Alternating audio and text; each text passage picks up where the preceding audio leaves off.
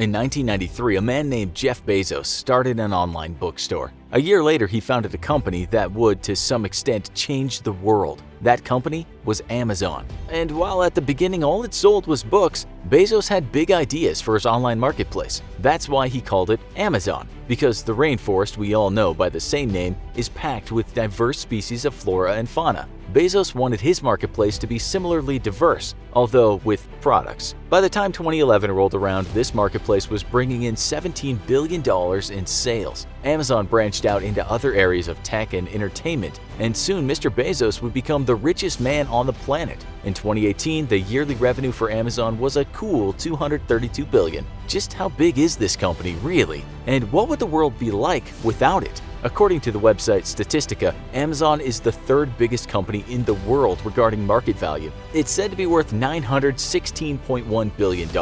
Only Microsoft and Apple are worth more, but not by much. Well, we say not much, but still a few billion. According to Fortune Global 500 figures, Amazon is the 13th largest company in the world in terms of yearly revenue right now. It's not the largest retail company in the world regarding that revenue because Walmart is. If you want to know what companies are above Amazon, just think oil and gas and automotive and electricity. Hopefully this helps you understand that Amazon is one very big company. Of course, you knew that, but perhaps you just didn't know how big it is. Think about it, a retail company standing with giants that provide the world with power. After power and getting around, shopping is serious business. E-commerce has gone from strength to strength over the years, and we can bet some of you listening to this have at one time ordered something from Amazon. We couldn't say that only a few years ago. Forbes tells us that in 2018 we spent $2.86 trillion buying things online. And while there are many companies doing e-commerce, none is as successful as Amazon.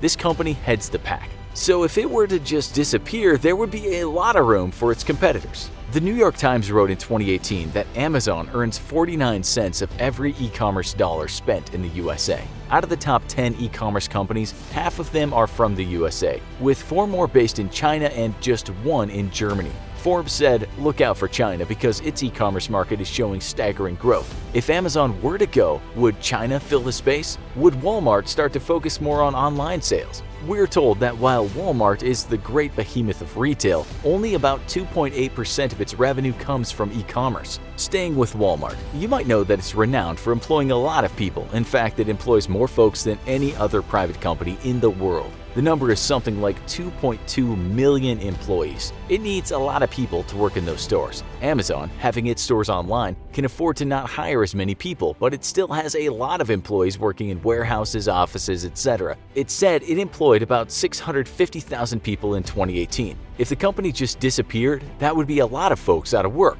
Perhaps more people will be out of work anyway once Amazon's warehouses become more automated, but they might also be placed somewhere else. Some people might be glad they lost their job, because as we write this, the media is bubbling with criticism for what it calls harsh working conditions at Amazon warehouses. Talking about robots, Amazon has around 100,000 of them employed worldwide, so they would be out of a job. We don't think they'd mind though. So far, we have a huge space in the market to fill and a lot of people out of work. The change would be felt in terms of people losing a job. In 2018, on its own website, Amazon said that in Seattle alone, 45,000 people were working for the company. Look at it this way, the Department of Numbers tells us that in 2019, there were 76,824 unemployed people in the Seattle metropolitan area. We might think about what effect no Amazon would have on folks and families in Seattle alone. And we can tell you that some amount of chaos would ensue after the Amazon disappearance. This would happen in many other cities though, not just in the US but all over the world.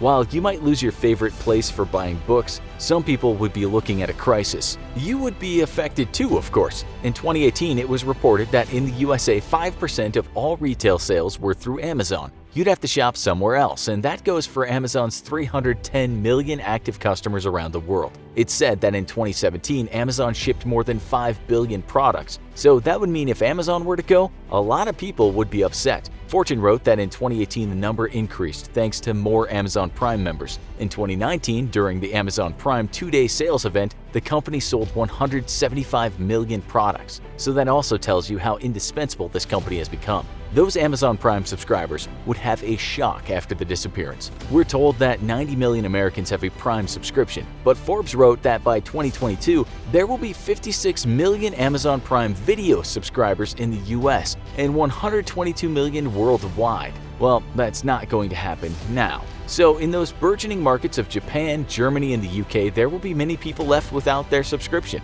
Then there are the third-party sellers on Amazon, some of whom make a tidy profit from their business. More than 50% of sales on Amazon come from these people, so they'd have to look for a new job too. Even people that don't actually buy something on Amazon use the platform just to check out prices. We're told in the USA 9 out of 10 people use Amazon to check prices on things. This would all stop.